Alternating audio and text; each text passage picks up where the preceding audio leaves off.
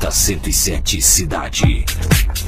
Maravilha, já estamos de volta aqui pela Rádio Cidade 107.1. Opa, programa ao vivo, tem dessas coisas, né? Pois é, já estamos aqui, como eu havia prometido para você, o doutor Adi Sabayon. Eu não consigo falar direito, mas ele vai falar para você a pronúncia correta do nome. Ele é PhD em Ciências da Informação e da Comunicação.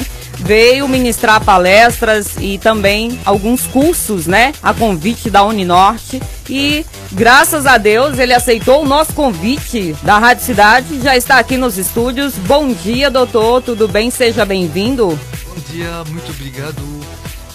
Vou dizer para vocês todos, bonjour tout le monde em francês, que significa bom dia a todo mundo. Muito obrigado pelo convite.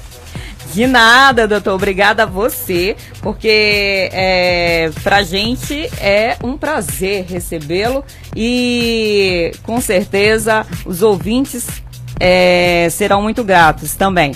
Doutor, eu vou começar perguntando para você falar um pouco de você, de onde você veio. Uhum.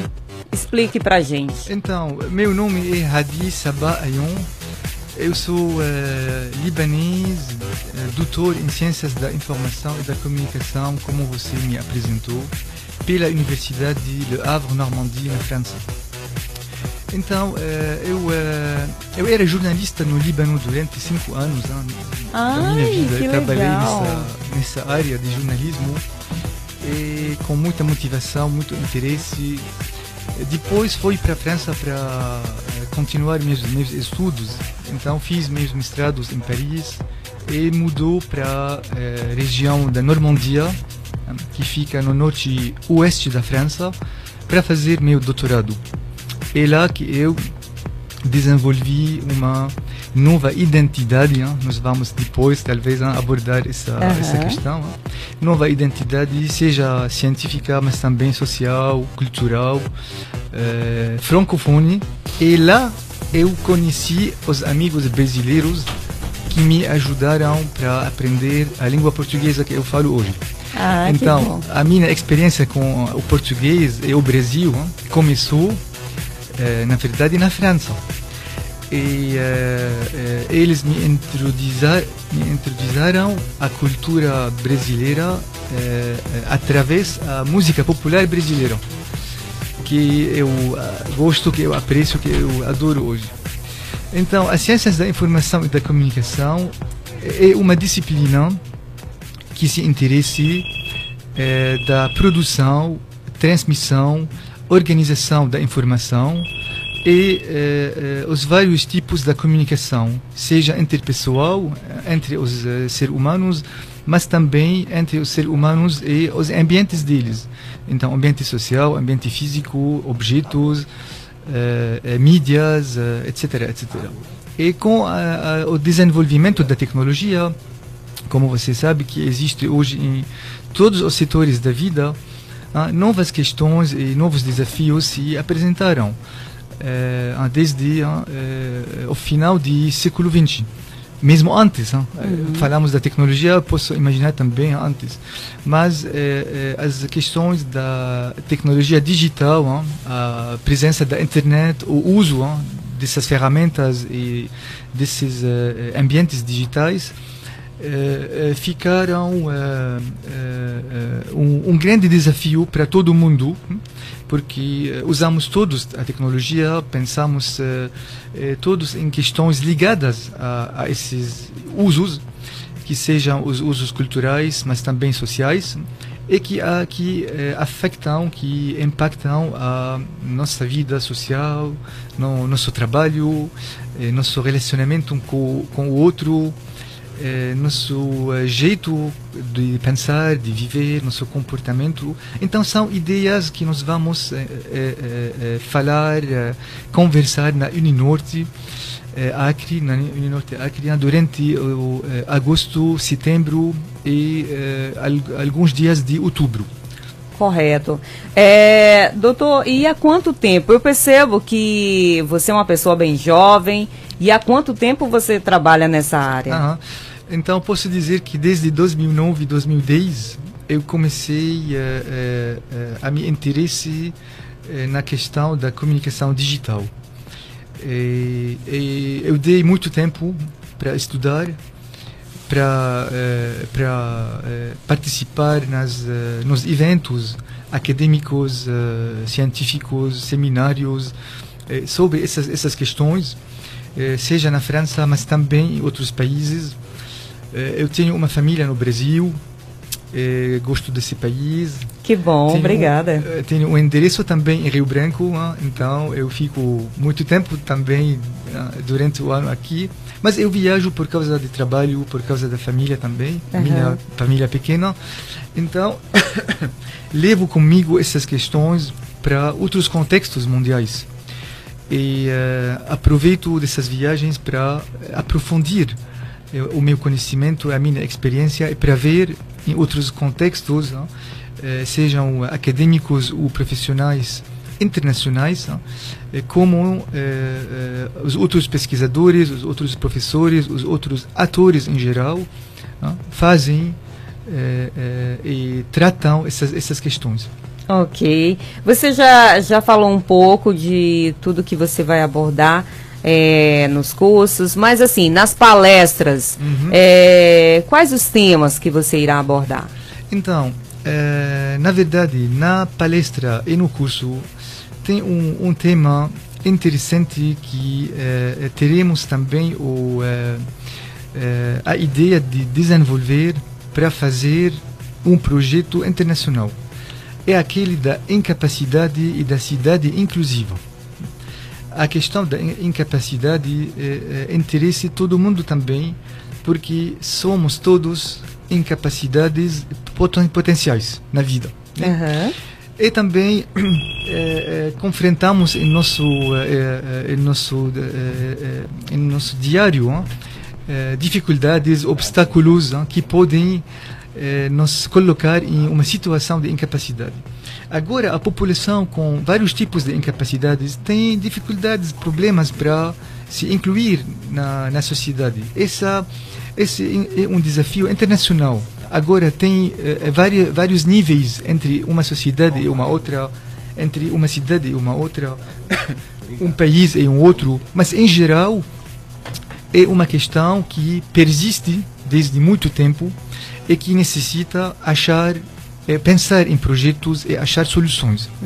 A ideia da cidade inclusiva é uma ideia que está circulando no mundo em vários lugares, sobretudo na América do Norte. Eu vou falar do Canadá, onde eu fui, onde eu participei em um seminário internacional para uma cidade inclusiva.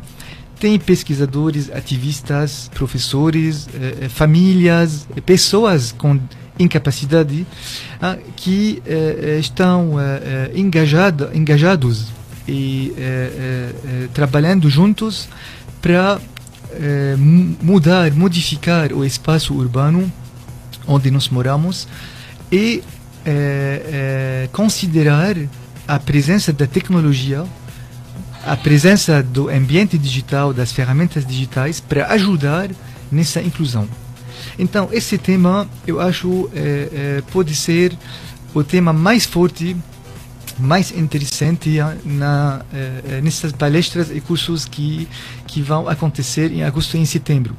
Agora, outros temas concernem também a cultura digital, a questão dos perfis que nos desenvolvem nas várias plataformas digitais, nas redes sociais digitais, a questão da imagem de si que se produz, a questão de novas maneiras de ler e de escrever, de fazer conteúdo, de compartilhar.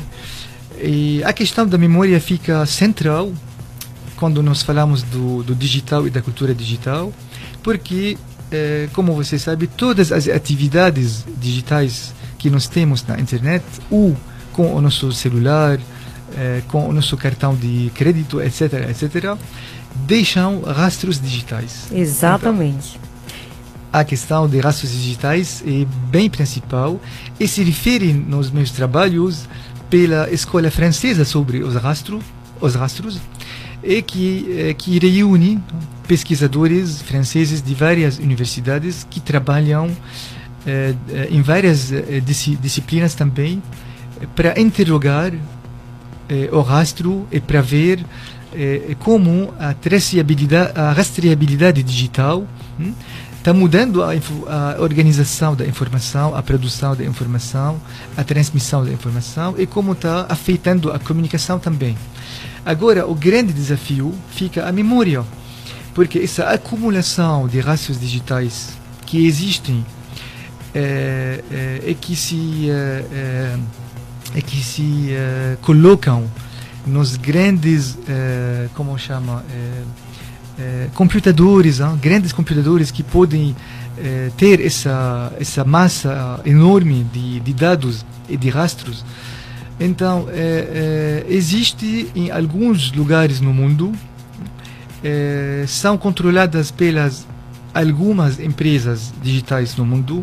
A gente fala do GAFAM, por exemplo, para mencionar as grandes empresas digitais como Google, como Amazon, como Facebook, como Apple e Microsoft, por exemplo. A gente usa essa palavra GAFAM, abreviação da primeira letra dessas empresas. Então, essas empresas e outras também usam esses rastros digitais, que são nossos rastros, que nós pagamos de um jeito ou outro para acessar a internet e os serviços gratuitamente, e às vezes a gente paga também pouco dinheiro para ter mais espaço de memória ou para ter mais acesso a algum serviço. Essas empresas usam esses rastros para fazer economia. Muito bem. Hoje é uma economia baseada na análise quantitativa desses rastros. Então, o marketing digital é um setor bem animado, bem forte, que usa esses rastros. A publicidade também, que tenta de profilar, de fazer perfil para cada usuário e mandar a publicidade ou a informação especial que pode interessar esse usuário. Então, essa questão da acumulação de rastros, de uso desses rastros pelas finalidades comerciais, se opõe à questão de fazer memória, porque a acumulação de rastros é um tipo de memória maquínica, que não tem um projeto, que não está bem pensado, que não tem uma categorização especial. Então, o desafio nosso, hoje, no mundo digital, é de usar esses rastros, se apropriar em projetos de memória que podem ser interessantes, úteis para os indivíduos, mas também pelas comunidades. Muito bem, doutor. Na sua opinião, o que é de mais relevante para a nossa atualidade? Algo assim bem concreto mesmo? Um exemplo sim. Um exemplo é Facebook, que nós conhecemos todos, que nós usamos quase todos. Eu acho que cada ano está aumentando o número de usuários do Facebook. Então, Facebook é uma empresa, uma rede social digital que permite a todo mundo de acessar a plataforma dele, criar perfil e ter atividades. Então, tem que considerar que essas plataformas têm as normas delas também, e tem os cadres delas, e tem também os algoritmos delas, que vão calcular a produção dos dados, dos rastros que nós vamos deixar. Então, por exemplo, no Facebook, ele te oferece um jeito de se apresentar. Só para se cadastrar tem que colocar um nome, uma foto, uma idade. Então não são obrigatórios, eu acho, não são todos obrigatórios, mas tem um jeito de se apresentar. Então depois tem um jeito de fazer conexão, né? Uhum. Então ele vai te sugerir amigos, dependente se você está usando o seu celular dependente então de repertório no seu telefone, os contatos que você tem, porque o aplicativo vai ter acesso a seus dados pessoais, então seus contatos, suas mensagens, etc. E vai sugerir para você pessoas para adicionar como amigos. Então a questão da amizade também, a noção da amizade é diferente, nessa plataforma que chama Facebook, porque talvez na vida real você vai chamar alguém de amigo, por causa ou por diferentes ideias, mas no Facebook você vai ter muitos amigos e muitas amigas, então é diferente. Agora o Facebook que tem WhatsApp também, o Facebook é o proprietário de WhatsApp. Isso. Então vai colocar as duas plataformas, os dados produzidos nessas duas plataformas ou interfaces, vai colocar juntos para também tirar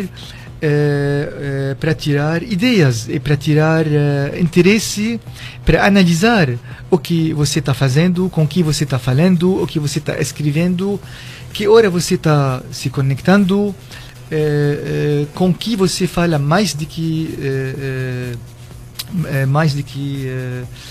por exemplo, alguns minutos, quais são os assuntos que te interessam, quais são os likes que você vai fazer, de quais páginas, de quais pessoas, etc. E vai analisar. Tem na empresa centros de análise desses dados que vão ser depois colocados em uma forma de publicidade que você vai receber, seja na plataforma do Facebook, mas tem que prestar atenção que então o botão like do Facebook já saiu há muitos anos da plataforma e existe em todas as redes, quase em todas as redes na internet. Então você não precisa sempre de se conectar no Facebook para likear uma coisa só no Facebook, mas pode também, quando você está lendo uma notícia no jornal, no website do jornal, talvez pode achar o botão like e vai likear, então vai ser conectado no seu perfil, na sua atividade. Então tudo isso para dizer que esses dados são usados pela empresa para finalização comercial, seja também para outras finalidades que nós não conhecemos. Pode ser pela segurança, pode ser pelo pedido do governo americano, a gente não sei. Agora, o que a empresa divulgue de tempo a tempo é o mínimo do que está acontecendo. Para entender como podemos confrontar essa situação, tem dois caminhos. Pensamos primeiramente no caminho legislativo da lei. É importante em nossos dias de motivar, de encorajar uma reflexão legislativa que pode defender os usos de uma população e um país, porque a empresa de Facebook é americana.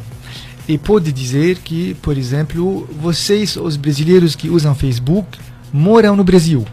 Seus dados são colocados nos Estados Unidos. Então, vocês não podem pedir pela empresa uma coisa porque nós não trabalhamos no Brasil. Nós ficamos muito longe. Então, tem essa questão de território nacional e o fato que o digital permitiu trabalhar à distância e criar empresas multinacionais e viajar, se movimentar de um lugar para o outro. Agora, o exemplo concernente à legislação é aquele dos europeus que lutaram a União Europeia lutou para exigir ao Google, ao Facebook, de respeitar a coleção dos dados dos usuários europeus e internacionais que moram e trabalham e usam esses serviços digitais na Europa. Então, a questão da legislação, do lei para defender os direitos de usuário, os direitos dos cidadãos é importante, mas tem que entender também que talvez tem limites, que a lei não pode fazer tudo. Correto. Então, o segundo caminho chega agora para ensinar os usuários, para educar os usuários, para ter consciência que não é um perigo de usar essas plataformas e de beneficiar dessa democratização da informação e o interesse de acessar e ler, produzir, etc. na internet. Mas tem que prestar atenção à importância da questão da vida privada, tem que conhecer o funcionamento desses programas digitais, desses sistemas, para saber o que podemos divulgar como informação no Facebook, por exemplo, o que temos que guardar para nós, como quando a gente escreve uma mensagem tem que também agir. Vamos também pensar em um tipo de uso do Facebook que não tem só a finalidade de criar uma imagem de si, fazer um perfil, falar da competência da pessoa, da beleza da pessoa, do que ela gosta, do que ela faz, etc. Mas vamos pensar também em uma lógica que foi produzida pelo projeto de Wikipedia, que é uma lógica que se opõe também àquela do Facebook. Aquela do Facebook se foca ao indivíduo. Então, eu vou te dar tudo para me dizer quem você é, onde você mora, o que você faz, que idade você tem, qual é a sua foto. Então, muitas informações pessoais concentradas na identidade de pessoa, na maneira que ele faz a vida dele, de que ele gosta, de que ele não gosta, onde ele vai, com que, porquê, etc. Vamos ver a lógica da Wikipedia que colocou o eu de lado e pensou em nós. Vamos a pensar como a gente pode produzir um tipo de conhecimento, que pode ser coletivo, que pode ser escrito, modificado com várias propostas daqui e de lá, e que pode ser usado e útil para todo mundo. Muito bem, doutor. Eu acho assim muito perigoso a gente expor, né? A nossa vida nos meios aí, sociais, eu acho assim arriscado e a gente tem que se resguardar, né? Na verdade. Doutor, tem uma pergunta da Janaína lá no Tropical. Ela está perguntando o que é interface.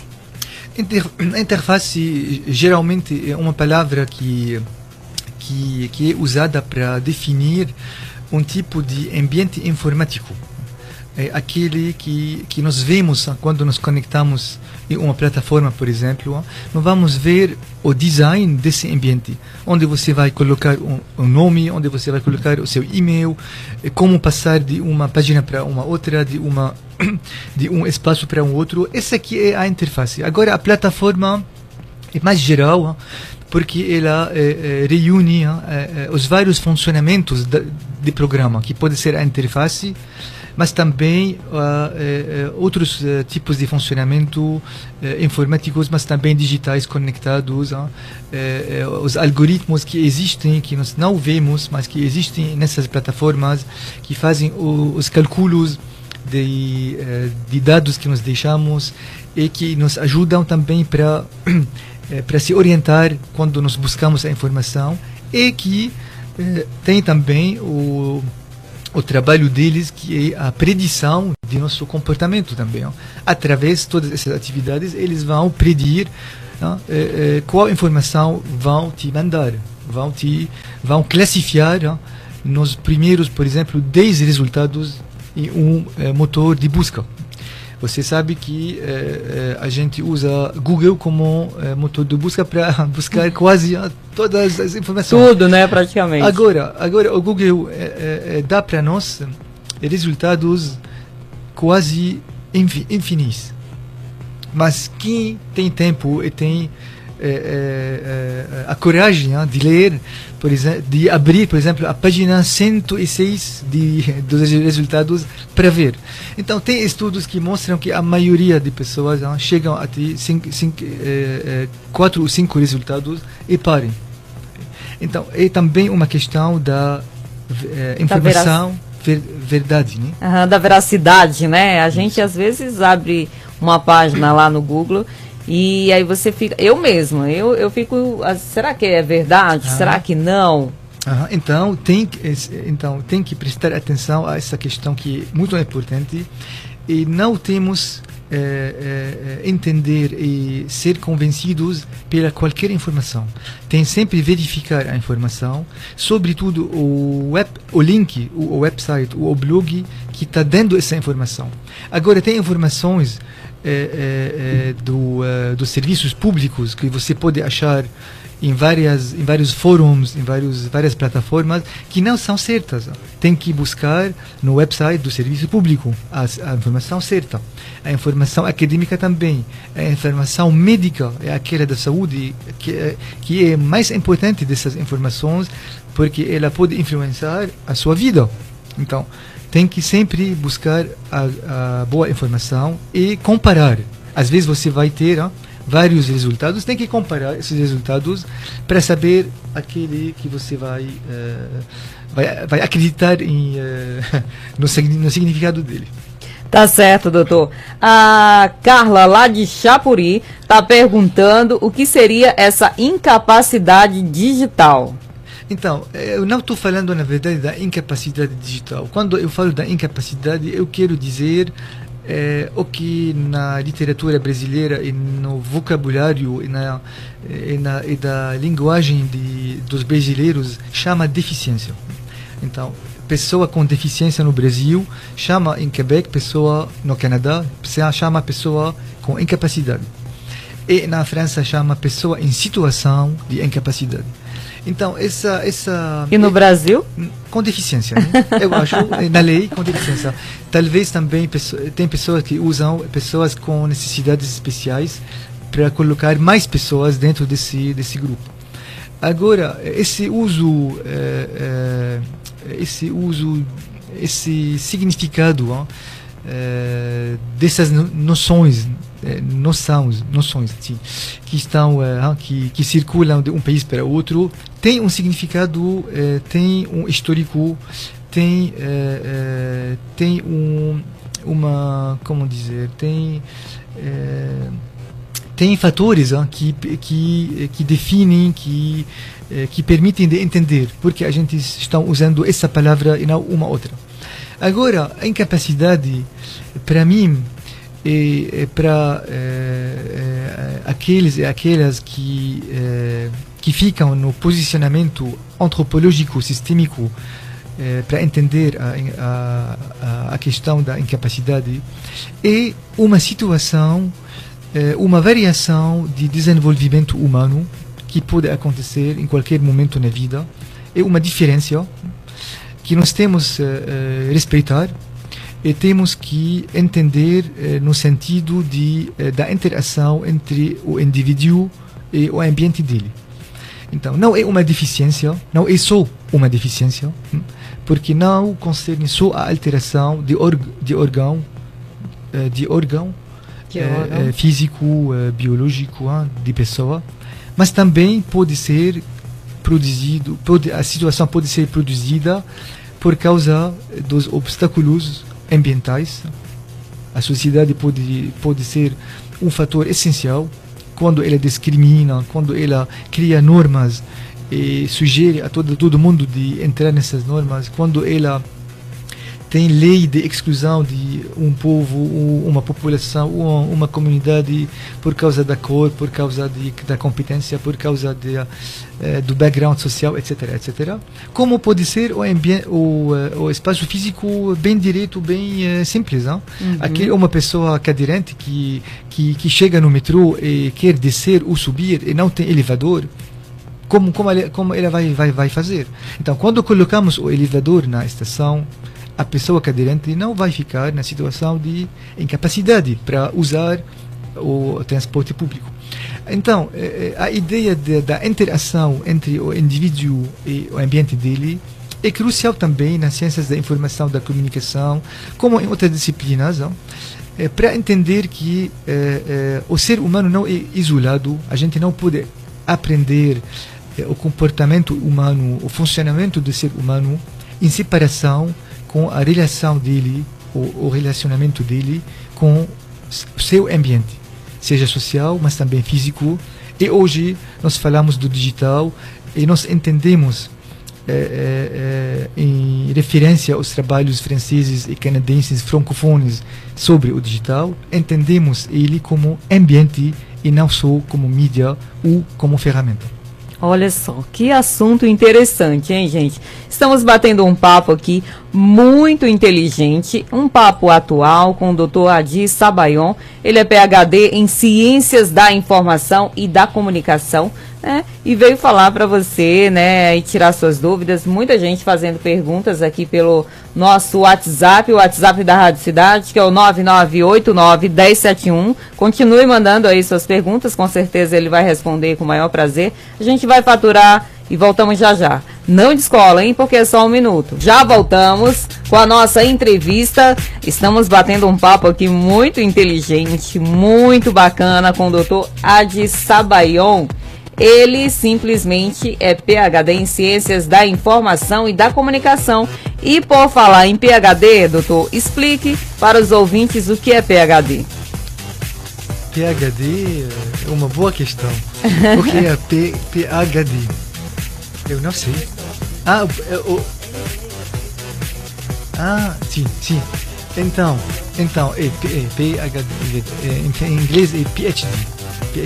Então, PhD é uma abreviação, na verdade, que significa que a pessoa tem um doutorado. Né? Ok. O doutorado é o diploma mais alto, mais superior em qualquer universidade no mundo.